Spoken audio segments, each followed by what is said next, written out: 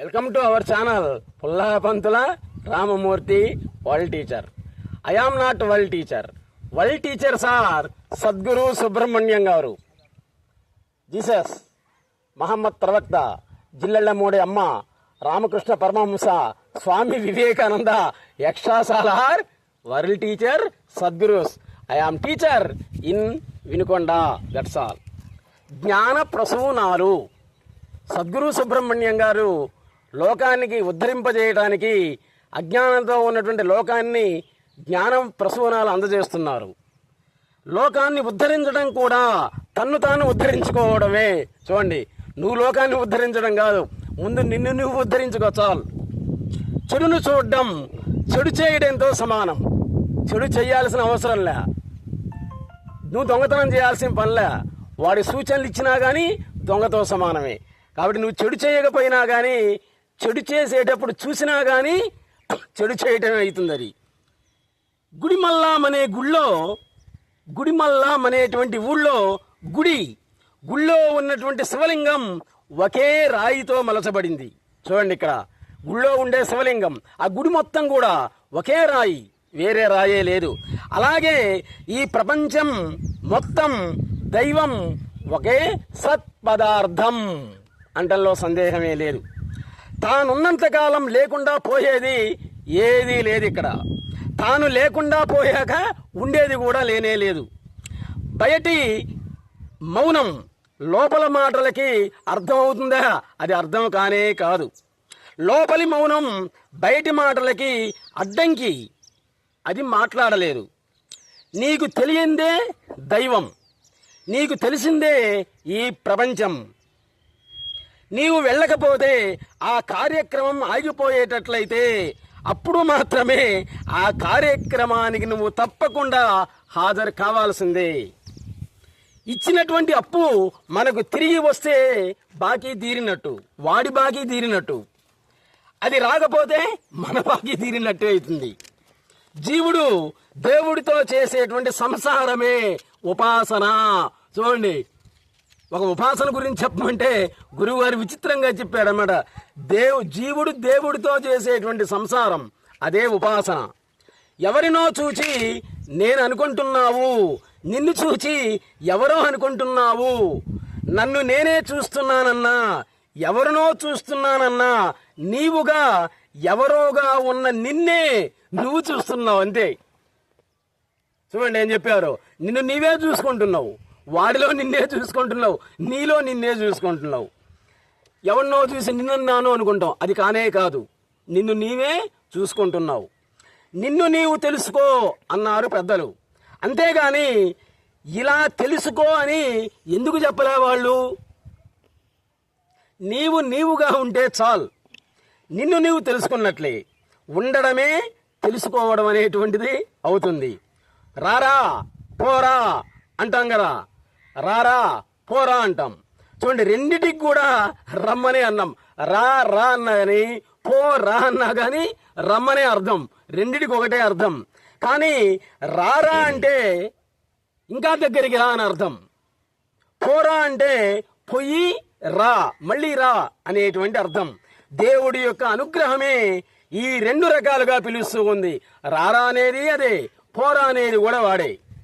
రాముడు దేవుడే, కృష్ణుడు దేవుడే అంటే ఇబ్బంది. చూడండి, రాముడు దేవుడు, కృష్ణుడు దేవుడు కాదు, రాముడే దేవుడు. అది ఇంకా వేరే లేదనమాట.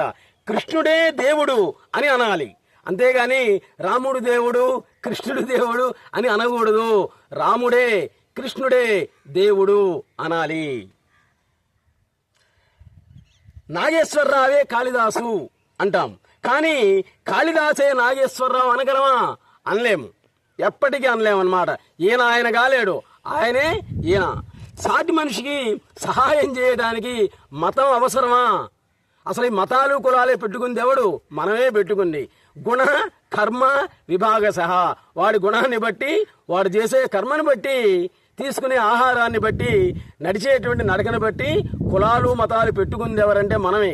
ఆదిమ మానవుడికి ఏ కులం ఉంది? అసలు ఏమీ లేదనమాట, మన పూర్వీకులు వాళ్ళే.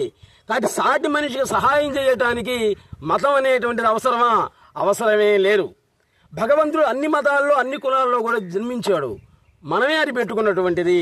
కాబట్టి సర్వమతాలను కూడా గౌరవించు, అన్ని కులాలను కూడా గౌరవించు. నీ తల్లిదండ్రులను అయితే గౌరవిస్తావో అందరినీ కూడా అదే భావంతో ఉండు అంటారు సద్గురు సుబ్రహ్మణ్యం గారు. మనసు అనేది మనస్సు కాదు, ఆత్మే అని అనుభవంలోకి తెస్తుంది ధ్యానం, మెడిటేషన్ అంటే అదనమాట. మనస్సు అనేటువంటిది ఆత్మే అనేటువంటిది రెండిటికి అభేదం. సృష్టించేది ఏదంటే మెడిటేషన్, ధ్యానం. సృష్టి రహస్యం సృష్టిలో ఉంటుందా? ఉండనే ఉండదు. ఆ సృష్టిని చూచేటువంటి వాడి యొక్క మనస్సే సృష్టి బీజం అవుతుంది.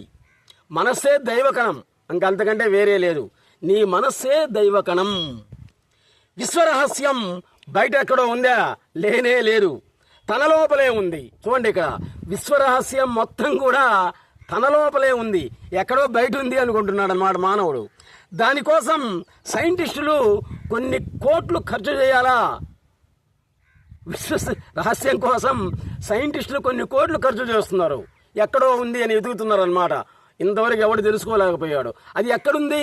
తనలోనే ఉంది. ఇప్పుడు నేను కళ్ళజోడు పెట్టుకున్నా కదా, కళ్ళజోడు పెట్టుకుని నా కళ్ళజోడు మొత్తం ఎదిగినట్టు ఉంటుంది అనమాట. అది తనలోనే విశ్వరహస్యాన్ని పెట్టుకొని కొన్ని లక్షల కోట్లు ఖర్చు చేస్తున్నారు సైంటిస్టులు.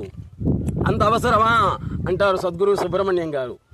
తనలో నేను అని తోచేటువంటి స్ఫురణ ఏదైతే ఉందో అదే విశ్వ కేంద్రం, అదే దైవకణం అవుతుంది. జీవితం అశాశ్వతం అంటే కదా, జీవితం ఏందో ఈ జీవితం అశాశ్వతం అని. జీవితం అశాశ్వతం అంటే ఎప్పటికైనా చనిపోతామనా అని మనం అనుకుంటున్నాం. ఎప్పటికైనా చనిపోతామనా? అది కానే కాదు, అది సదా మారుతూ ఉంటుంది అంతే. నీ ఆలోచనలు అయితే మారుతూ ఉంటాయో, ఒక చిన్న పురుగు ఒక గడ్డి పరగం మీద నుంచి ఇంకో గడ్డి పరగం మీద ఎలా అయితే మారుతుందో, నీ ఆలోచనల యొక్క పరంపర మారడం అనేటువంటిదే జీవితం అంతే. అంతేగాని జీవితం అశాశ్వతం అంటే ఇంతటితో పోతామని అర్థం కాదనమాట. సమస్యకి కుంగిపోవడం అనేటువంటి పరిష్కారం కాకపోగా అదే మరో సమస్యగా మారుతుంది. అది సద్గురువు చెప్పిందనమాట. మేలుకో మేలుకో మేలుకో అని ఒక గురువు శిష్యులకి బోధించడం అది ఎలా ఉంది అంటే, నీ కలలో ఉన్నటువంటి వాడిని మేలుకో మేలుకో అన్నట్టుందనమాట. మంచం మీద మన శరీరం ఉంది కదా, మనకెన్నో కళలు వస్తుంటాయి, మంచివి చెడు కళలు. మన కళలో కనిపిస్తుంటాడు చూడండి, వాడిని మేలుకో మేలుకో అంటే వాడు మేలుకుంటాడా? చెప్పండి. కళలో ఉండేటువంటి వ్యక్తిని మేలుకో అంటే వాడు మేలుకుంటాడా? నిద్రపో అంటే వాడు నిద్రపోతాడా? ఈ రెండూ జరగవు. ఆ విధంగా ఉంది గురువు శిష్యులకు బోధించేటువంటి బోధలు. కాబట్టి నీ ఒక్కడివి మేలుకుంటే చాలు, ప్రపంచం మొత్తం కూడా మేలుకున్నట్లే. ఇక మేలుకోవలసినటువంటి వాళ్ళంటే ఎవరైనా ఉంటారా? ఎవ్వడూ ఉండడు. నీ మెలకువే సకలానికి మెలకువ.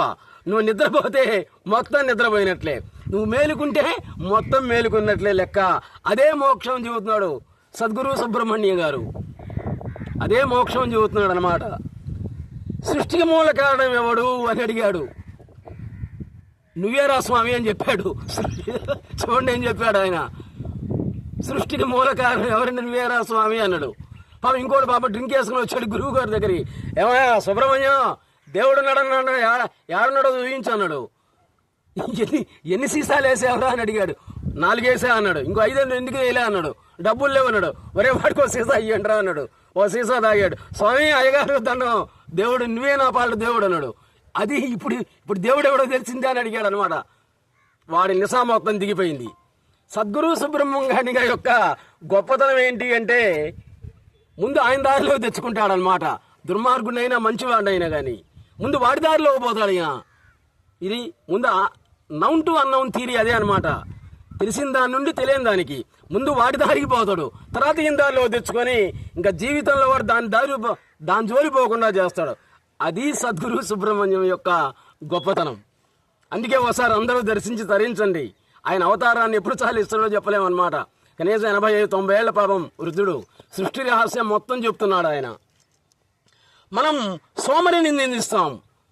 పిల్లల్ని అంటాం కదా, ఎవరే సోమరిపోతాడా, అసలు ఏ పని చేయవు నువ్వు, నీ కూడు దండగా గుడ్డ దండగా అంటాం కదా.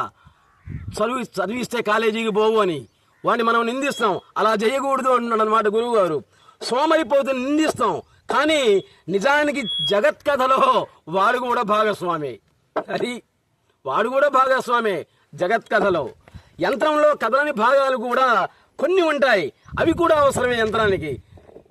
ఈ మన వీడియోలన్నీ కూడా ఉదయాన్నే కానీ రాత్రిపూట కానీ టీవీలు కట్టేసి చూడండి. 11 రోజులలో మీకు మానసిక ప్రశాంతత ఏర్పడకపోతే అప్పుడు ప్లీజ్ సబ్స్క్రైబ్ అవర్ ఛానల్.